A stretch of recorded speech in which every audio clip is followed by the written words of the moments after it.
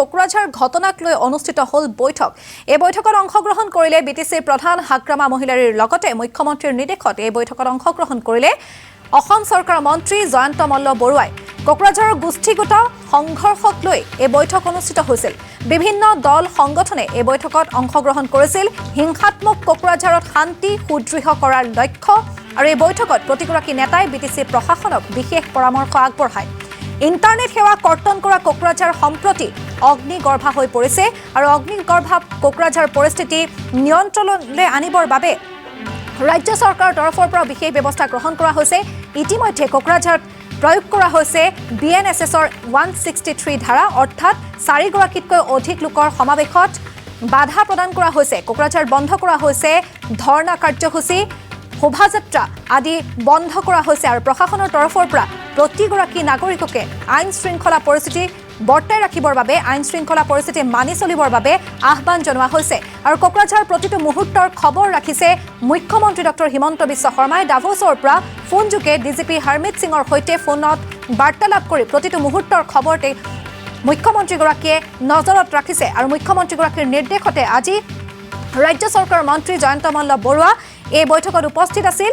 যিহেতু এতিয়াও স্থিমিত হোৱা নাই বৰভূমি কোকৰাঝাৰ আইন শৃংখলাজনিত পৰিস্থিতি, কোকৰাঝাৰৰ পৰিস্থিতিলৈ লক্ষ্য ৰাখি ৰাজ্যৰ গৃহ বিভাগে ইতিমধ্যে ইণ্টাৰনেট সেৱা কৰ্তন কৰিছে আৰু কোকৰাঝাৰ ঘটনাক লৈ বিশেষ বৈঠক অনুষ্ঠিত হৈছিল। এই বৈঠকত অংশগ্ৰহণ কৰিছিল বিটিচি প্ৰধান হাগ্ৰামা মহিলাৰীয়ে। মুখ্যমন্ত্ৰীৰ নিৰ্দেশত এই বৈঠকত অংশগ্ৰহণ কৰিছিল মন্ত্ৰী জয়ন্ত মল্ল বৰুৱাই। কোকৰাঝাৰৰ গোষ্ঠীগত সংঘৰ্ষক লৈ এই বৈঠক অনুষ্ঠিত হৈছিল। বিভিন্ন দল সংগঠনে এই বৈঠকত অংশগ্ৰহণ কৰিছে।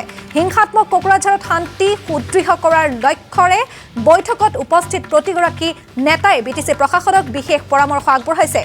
ইতিমধ্যে কোকৰাঝাৰত ইণ্টাৰনেট সেৱা কৰ্তন কৰা হৈছে। কোকৰাঝাৰ সম্প্ৰতি অগ্নিগৰ্ভা হৈ পৰিছে। অগ্নিগৰ্ভা কোকৰাঝাৰ পৰিস্থিতি নিয়ন্ত্ৰণলৈ আনিবৰ বাবে এয়া বিশেষ বৈঠকৰ আয়োজন কৰা হৈছিল, য'ত উপস্থিত আছিল মুখ্যমন্ত্ৰীগৰাকীৰ নিৰ্দেশ অনুসৰি ৰাজ্য চৰকাৰৰ মন্ত্ৰী জয়ন্ত মল্ল বৰুৱা।